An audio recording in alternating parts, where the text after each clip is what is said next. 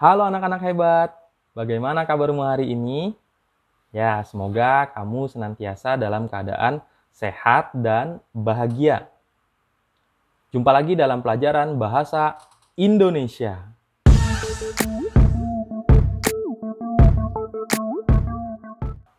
Masih bersama saya, Pak Imam. Pada kesempatan kali ini, kita akan membahas tentang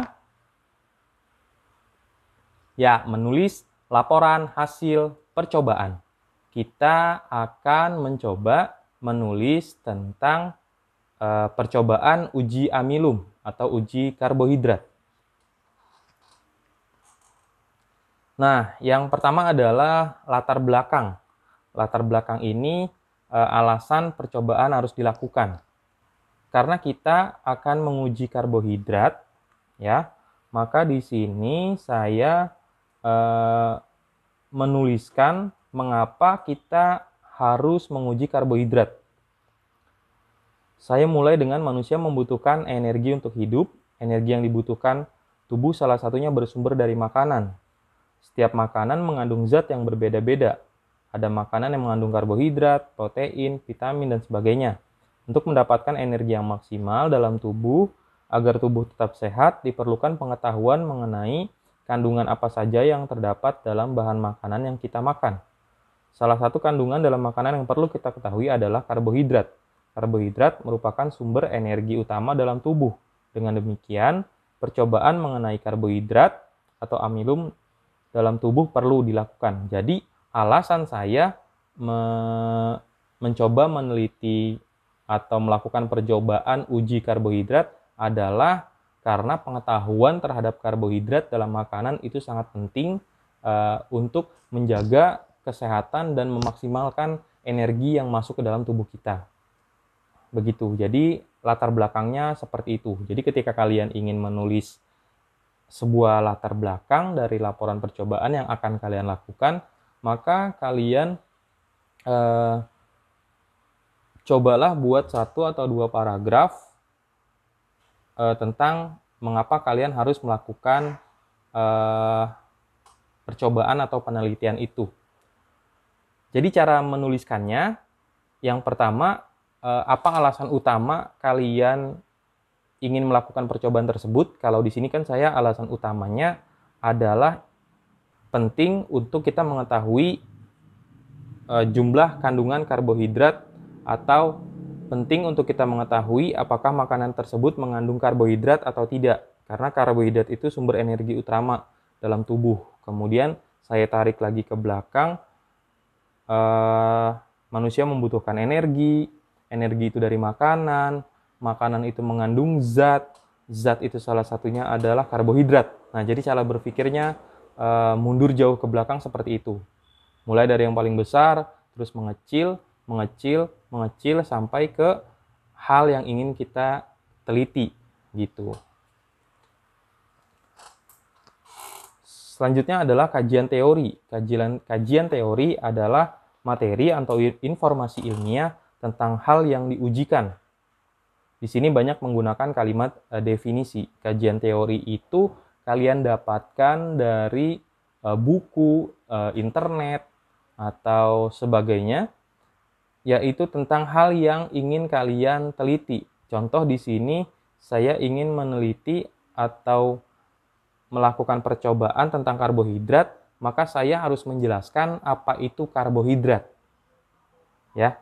Jadi di sini contohnya karbohidrat merupakan sumber energi utama dalam tubuh manusia. Semua karbohidrat berasal dari tumbuhan yang dibentuk melalui proses fotosintesis dan sebagainya.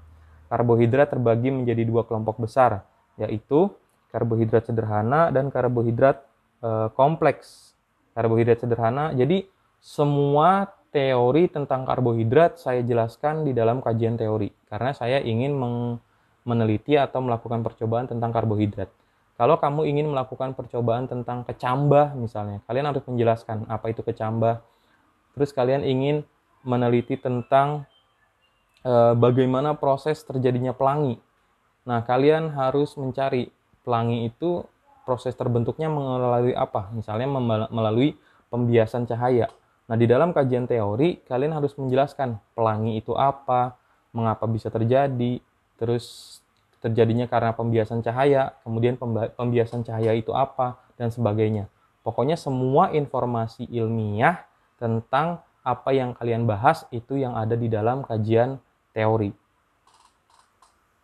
Di sini masih panjang kajian teori yang saya lakukan, dan saya ambil dari sumber internet www.amongguru.com. Selanjutnya adalah tujuan percobaan.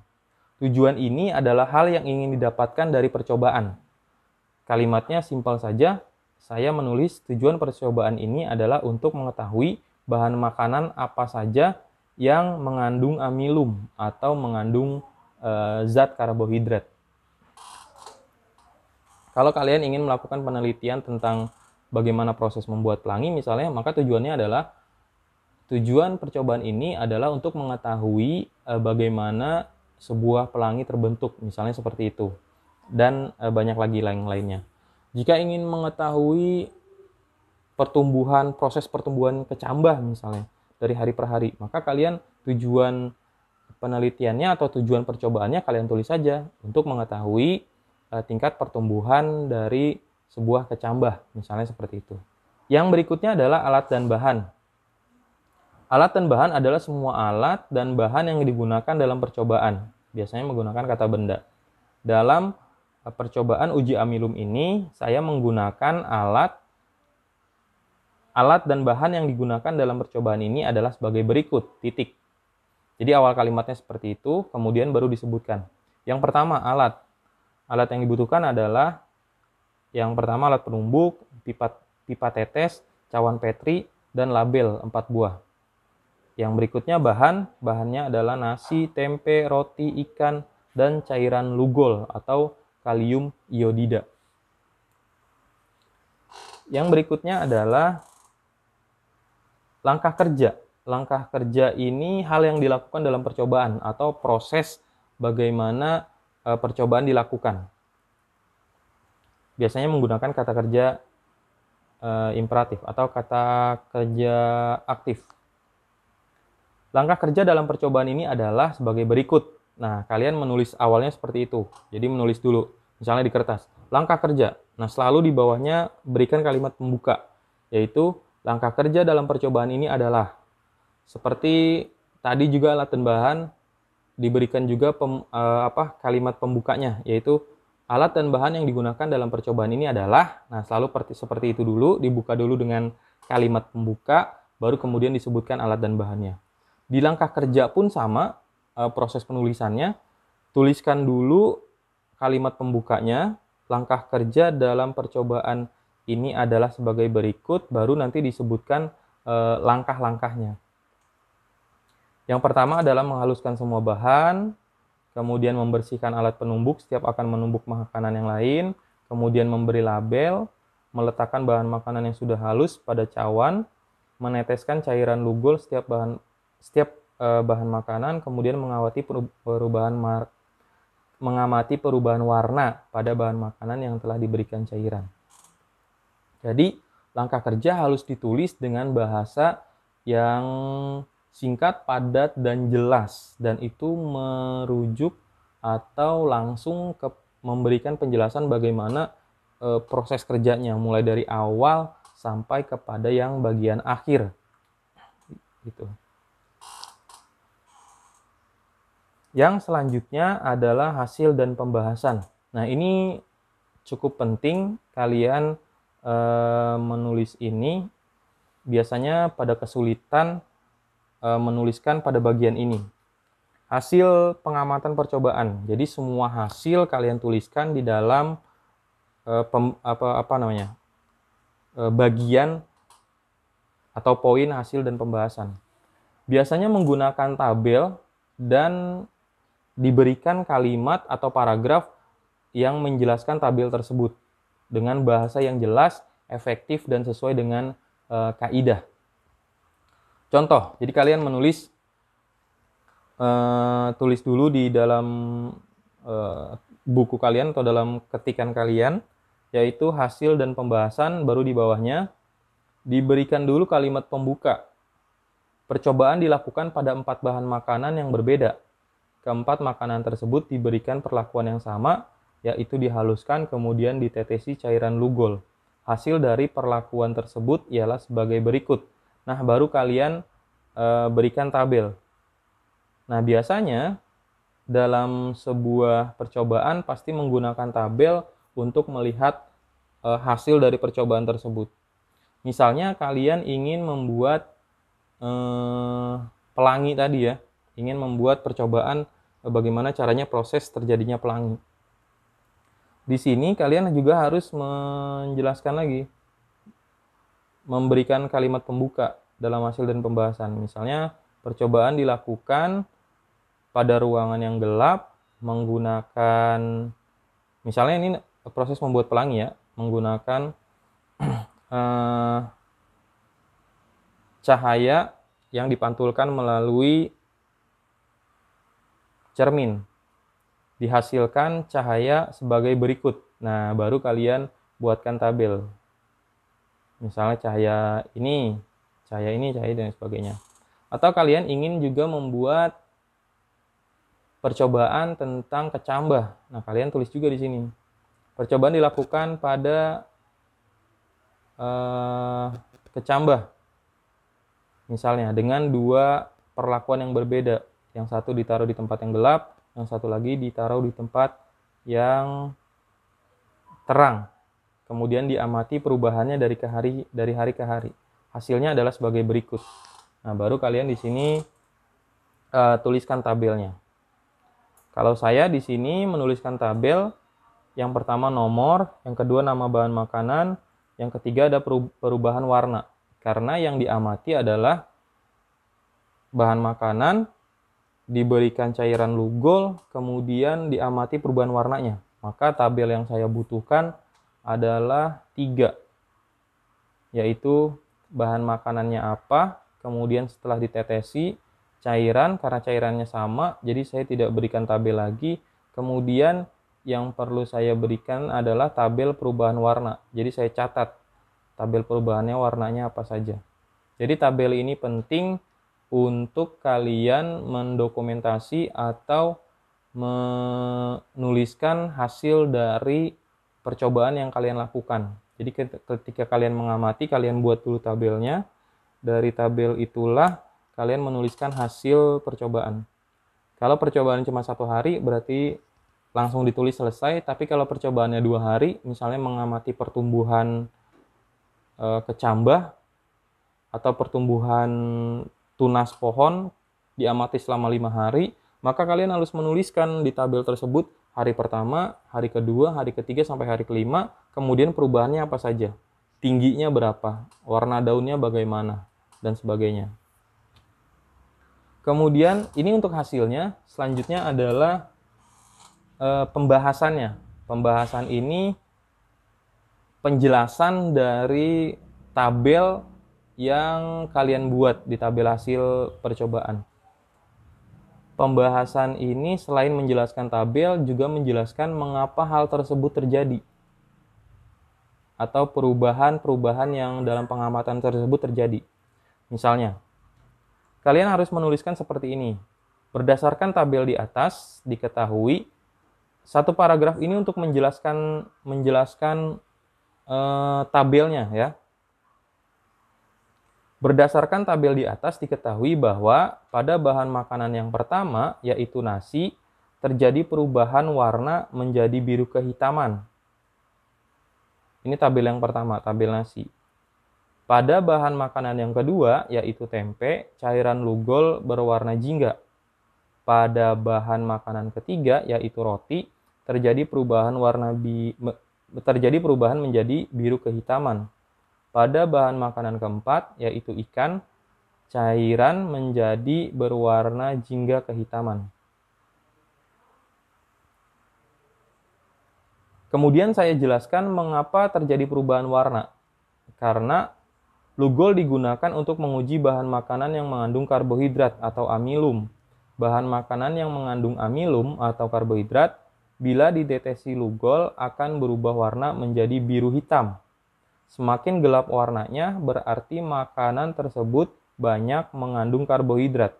Dengan demikian dapat disimpulkan bahwa makanan yang mengandung amilum adalah nasi dan roti. Jadi di pembahasan ini, yang pertama kalian harus menjelaskan isi tabel, ya. Dijabarkan isi tabelnya apa, hasilnya bagaimana. Kemudian kalian harus menjelaskan mengapa terjadi reaksi atau terjadi perubahan dalam proses percobaan tadi, gitu. Kalau saya tadi menjelaskan mengapa berubah warna, karena cairan lugol itu untuk mendeteksi karbohidrat. Kalau makanan tersebut mengandung karbohidrat, maka cairan lugol akan berubah menjadi warna biru kehitaman. Jadi semua makanan yang warnanya menjadi biru kehitaman, maka dia mengandung karbohidrat.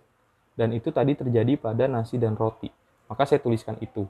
Lain hal misalnya kalian melakukan percobaan mengamati kecambah, misalnya pertumbuhan kecambah. Nah, kalian harus menuliskan misalnya pertumbuhan kecambah, mengapa dia pertumbuhannya cepat jika dia di ruangan gelap, mengapa dia pertumbuhannya lambat jika di ruangan yang terang, gitu misalnya. Atau kalian mengamati mengapa kecambah yang berada di ruangan gelap, misalnya daunnya warna kuning, terus sementara yang di ruangan terang daunnya berwarna hijau. Nah, mengapa demikian? Jadi semua perubahan itu kalian jelaskan di dalam hasil dan pembahasan ini. Setelah kalian menjelaskan hasil dan pembahasan, baru kalian membuat simpulan. Simpulan itu adalah ringkasan yang ditarik dari hasil percobaan menggunakan bahasa yang jelas, efektif, dan sesuai kaidah. Di sini saya menuliskan dari hasil percobaan, berdasarkan hasil percobaan pada keempat bahan makanan yaitu nasi, roti, dan ikan, diperoleh simpulan bahwa hanya nasi dan roti yang mengandung amilum atau karbohidrat yang dibuktikan dengan adanya perubahan warna menjadi biru kehitaman setelah kedua makanan tersebut diberi cairan lugol. Jadi simpulannya seperti itu. Dari simpulan di sini ada hasil, ada pembahasan. Begitu. Nah, dalam menulis laporan ini ada penekanan aspek kebahasaan yang perlu diperhatikan. Yang pertama, struktur kalimat kalian harus jelas, yang mana subjek, predikat, objek, kemudian apakah kalimat tersebut membutuhkan objek atau tidak. Itu yang diperhatikan. Yang kemudian, yang berikutnya adalah pendeskripsian tabel. Jadi kalian harus menjabarkan, menjelaskan, dan menggambarkan tabel dalam sebuah paragraf. Seperti yang tadi saya lakukan. Jadi saya buat dulu tabelnya, kemudian saya jelaskan isi tabelnya. Itu yang perlu kalian lakukan dalam membuat laporan percobaan. Yang berikutnya adalah pilihan kata. Karena ini hasil percobaan ini merupakan karya ilmiah, maka pilihan katanya harus menggunakan kata-kata yang baik dan benar dan sesuai kaidah, terutama kata-kata baku. Jadi jangan menggunakan kata yang tidak baku. Yang terakhir adalah penggunaan ejaan. Ejaan itu penggunaan huruf kapital, tanda baca, titik koma, penggunaan titik dua, dan sebagainya. Jadi betul-betul harus diperhatikan sebagaimana yang pernah saya jelaskan di dalam materi aspek kebahasaan. Baik, itu saja yang bisa saya sampaikan. Semoga penjelasan saya tadi bisa membantu kalian dalam menyusun sebuah laporan percobaan. Ya, jika ada pertanyaan, silakan kalian tulis di dalam kolom komentar.